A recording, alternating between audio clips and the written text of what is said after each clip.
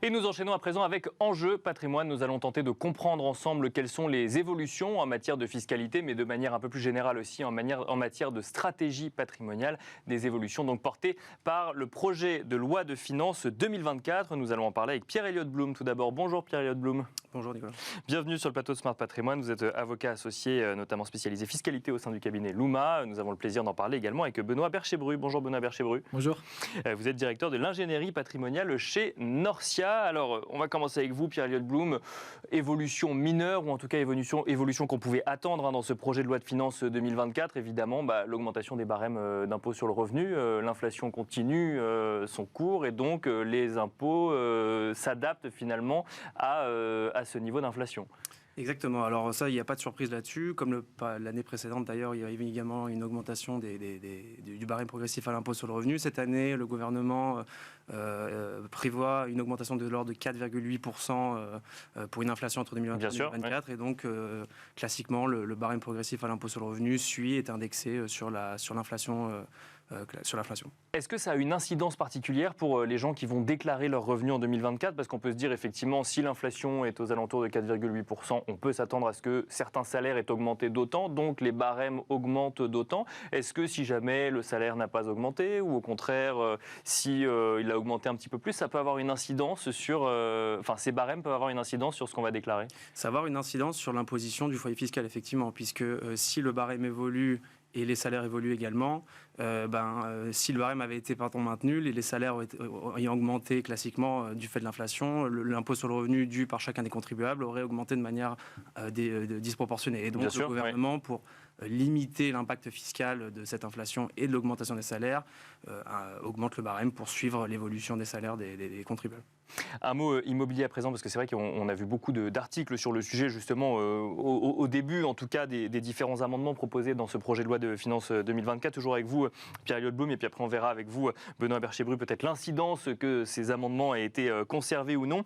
Déjà, il y avait un risque. Il y avait un risque qu'on aligne la fiscalité LMNP et LMP, loueur meublé non professionnel et loueur meublé professionnel. Finalement, on est sauvé pour le moment si on fait du LMNP, Pierre-Elliott Blum. Exactement. Alors, il y avait une particularité du régime des locations meublées non professionnelles qui était l'amortissement du bien, puisque on est au régime des BIC et donc à la possibilité à l'impôt sur le revenu d'amortir le bien sur la durée d'amortissement. Et donc, ça tient compte en fait de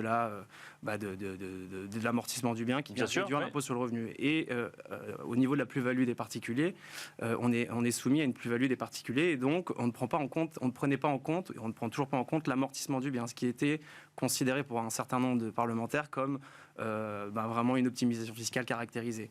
Certains amendements ont été déposés à ce sujet-là, mais le gouvernement, par le biais de l'article 49.3, a écarté cette réforme qui pourra être de nouveau mise sur la table dans quelques années, mais en tout cas, ce n'est pas le cas cette année. Benoît Berchébru, je rappelle que vous êtes directeur de l'ingénierie patrimoniale chez Norcia, donc effectivement, vous accompagnez, ou en tout cas, vous regardez les manières dont on peut accompagner un certain nombre d'investisseurs ou d'épargnants. C'est un ouf de soulagement, le fait que le régime LMNP reste comme il est actuellement ? C'est sûr qu'on se posait beaucoup de questions en tant que fiscaliste, c'est de se dire quelle stratégie d'investissement ça concernerait. Est-ce que ça concerne tout le monde ou uniquement les nouveaux entrants dans ces régimes de LMNP? Parce qu'il y a même eu la question à un moment de savoir si ça aurait pu être rétroactif pour un certain nombre d'entre eux. Donc Alors, il n'y a qu'en matière fiscale que la loi peut être rétroactive. Maintenant, c'est une personne qui est rentrée il y a 5-10 ans en régime LMNP et on change la loi. Est-ce que cette personne-là, qui pensait à la sortie ne pas se faire reprendre les amortissements, pourrait être concernée? Et là, effectivement, on en discutait tout à l'heure, ça peut vraiment poser problème puisque finalement, on casse quelque chose qu'on s'attendait à avoir à la sortie. Bien sûr. Ouais. Et là, pour le coup, donc c'est un ouf de soulagement. On est sûr qu'il n'y aura pas pour cette année d'alignement LMP, LMNP, ou c'est encore en discussion? Je rappelle que le projet de loi de finances 2024 n'est pas encore complètement voté, mais une première partie a été votée, ou en tout cas a été validée via le 49.3 donc à l'Assemblée nationale. Ce qu'on sait aujourd'hui, c'est que de toute façon, ça ne sera pas modifié d'ici 2023. On nous dit qu'on laisse passer les Jeux Olympiques, parce que forcément, il va falloir loger tous ces athlètes, tout le staff qui est autour, soit en village olympique, soit au pourtour, et puis tous les spectateurs. Et là, c'est sûr que les spectateurs, ils vont pas forcément vouloir aller louer quelque chose de nu. Donc le LMNP, le loueur meublé non professionnel, il a toute sa sa place dans ce schéma-là. Donc déjà, jusqu'à mi-2024, on est tranquille. Il faudra revoir si le projet de loi de finances fin 2024 viendra modifier. En tout cas, on a une tendance, comme en finance, on a une tendance sur cet aspect de LMNP. Alors c'est amusant que vous donniez l'exemple des Jeux Olympiques parce qu'on pourrait regarder aussi ce qui se passe du côté de la location meublée touristique, Pierre-Elliott Blum. Mais là, pour le coup, on a des abattements qui sont revus à la baisse, on a un seuil de chiffre d'affaires qui est revu à la baisse. On aurait pu se dire, effectivement, même argument que pour le LMNP, on laisse passer l'année 2024 et on verra après. Là, non, pour le coup, on passe d'un abattement de 71% à 50% dans les zones tendues quand on fait de la location meublée touristique. Exactement. Donc, il y a une baisse du seuil, mais il y a également une baisse de l'application du forfait d'abattement qui passe de 71% à 50%. Et l'objectif recherché par le gouvernement et par nombreux des députés, c'était de mettre fin à cette optimisation fiscale des locations meublées touristiques avec un régime qui est extrêmement favorable aux locataires et à une fiscalité extrêmement réduite à la sortie. Là aussi, Benoît Bercher-Bru, comment est-ce qu'on regarde ça d'un point de vue patrimonial ? Est-ce qu'on se dit, est-ce que ça remet en cause, par exemple, des investissements qui avant n'étaient que sur des investissements immobiliers, qui n'étaient avant que sur du meublé touristique, qui là pourraient revenir dans le régime général, par exemple, de la location Alors, faut voir, parce que le meublé touristique, on parlait de quoi ? On parlait, vous savez, le para-hôtelier, les 4 prestations, il faut en faire 3 sur les 4, donc c'était accueil du public, ménage, déjeuner, et puis le 4e... alimentaire, il me semble. Ouais, c'est ça. Et donc, du coup, il suffit que j'en réalise 3 pour rentrer dans ce dispositif. Dispositif. On voit bien que la stratégie d'investissement est différente que de faire du LMNP. Parce que LMNP, je n'ai pas ces prestations. Je n'ai pas ces 3 prestations para-hôtelières. C'est je meuble, j'amortis mes meubles. Et je loue. Donc, le locataire arrive, il n'a pas de prestations classiques. Donc, c'est vraiment, à mon sens, des investissements qui sont totalement différents et qui répondent à des stratégies différentes. Là, ce qui est potentiellement visé, c'est d'abord, et on le voit ce qui se passe à New York également, c'est le Airbnb. C'est vraiment ces locations très courte durée qui sont attaquées, d'accord ? Ils veulent plus. Mais qui sont attaquées parce que certains propriétaires ne louent plus que comme ça et pas justement en longue durée, que ce soit sur LMNP ou autre. Parce qu'en termes de rentabilité, c'est plus intéressant. Vaut mieux louer à la journée qu'au mois. Mais deuxièmement, ça venait justement concurrencer les vrais hôteliers qui ont d'autres obligations fiscales, sociales, et donc du coup on dit il y a une disproportion, une concurrence déloyale, puisque eux n'ont pas besoin d'assumer toutes ces charges. Donc c'est pas illogique que cette strate de location soit remise en cause, en tout cas à court terme. Est-ce que ça peut changer la donne, que ce soit côté investisseur ou alors côté hôtelier? Je ne sais pas si on aura la réponse dans cette émission, mais côté investisseur, peut-être sur des arbitrages d'investissement. C'est comme tout, quand on n'a plus l'avantage fiscal ou la carotte fiscale et on va parler du PER, malheureusement, oui, ça peut potentiellement changer la donne. Bon, alors, on va parler du PER dans un instant, mais juste avant, on reste sur l'immobilier, ou en tout cas ce qui peut être connexe à l'immobilier. Avec vous, Pierre-Elliott Blum, l'IFI évolue également. Exactement. Alors ça a été repris par l'article 49.3 par le gouvernement sur le passif pour les sociétés. Alors là, l'IFI, c'est l'impôt sur la fortune immobilière, et donc on prend en compte évidemment l'immobilier détenu en direct par le contribuable et l'immobilier détenu de manière indirecte par le biais de sociétés.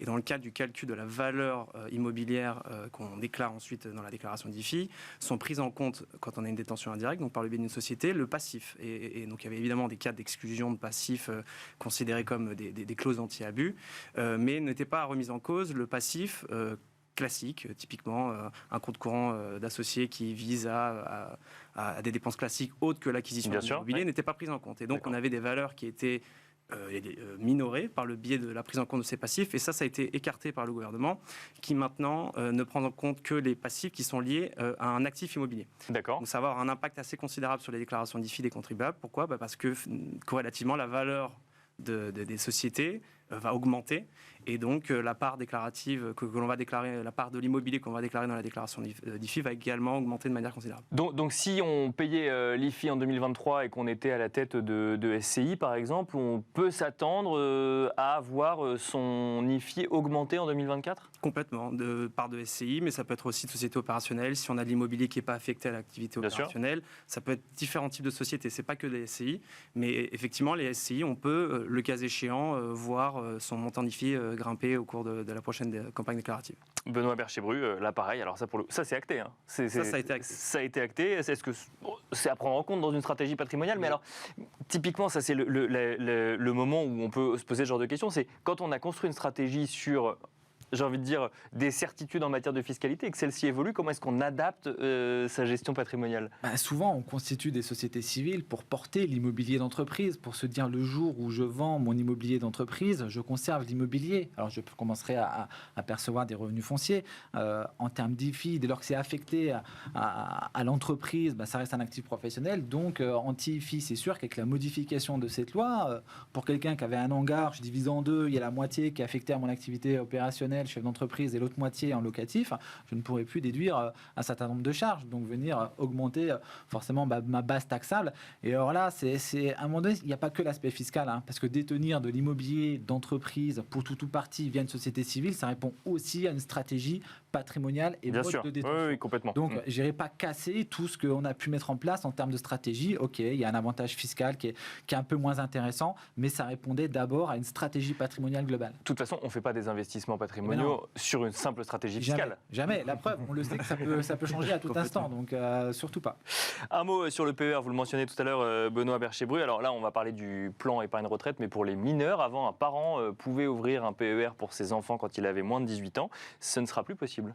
Ça sera plus possible à partir du 1er janvier 2024. Le gouvernement justifie en disant on veut mettre fin à la fraude fiscale qui a été réalisée. Donc on a l'impression qu'on prend le projet de loi de finances, c'est dans l'article 3, à la fin c'est ce qu'ils indiquent, on a l'impression que c'est une fraude généralisée. J'aimerais juste reprendre certains éléments, c'est que il n'y a pas de fraude. Quand on ouvre un PER pour un mineur, on lui fait d'abord financer sa retraite. Pourquoi alors du coup c'est accusé d'être accusé, ou en tout cas c'est sous-entendu que ce serait une fraude, parce que c'est les parents qui ont la déduction fiscale? Exactement, c'est que l'enfant mineur qui est rattaché au foyer fiscal des parents, c'est les parents qui bénéficient de la réduction d'impôt. Deux choses, un parent, comme j'ai pu le lire, ne peut pas ouvrir un PER pour son enfant mineur et verser directement sur son compte. D'accord ? Il faut que ça transite par un compte bancaire. Deuxièmement, pour les établissements bancaires qui autoriseraient finalement que ça vienne du compte des parents, ils demandent nécessairement soit un acte de donation, soit un présent d'usage. D'accord. Il faut justifier que mon enfant mineur, il est 4 000 ou 16 000 euros.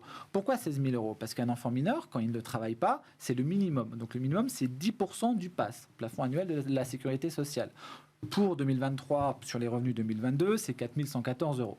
Donc, comme en PER, je peux reprendre l'année en cours et les 3 années antérieures, c'est 16 000 euros. D'accord ? Au total, que je peux verser sur les 4 dernières années. Bien sûr, oui. Si j'ai jamais fait de PER, là, cette année, je peux verser 16 000 euros. Et donc, moi, lorsque j'ai vu ce projet de loi de finances, je me suis posé la question, mais aujourd'hui, il y a 85 milliards d'encours sur les PER. D'accord ? Il y a 7 millions de personnes qui ont des PER.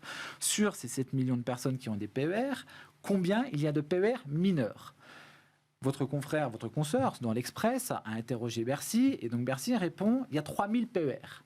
Donc je dis 3 000 PER fois 16 000 euros, ça fait 48 millions, versus 85 milliards. D'accord, ouais. Et on me dit, on change la loi parce qu'on identifie une fraude fiscale massive. Je ne suis pas certain qu'on soit sur une fraude fiscale massive.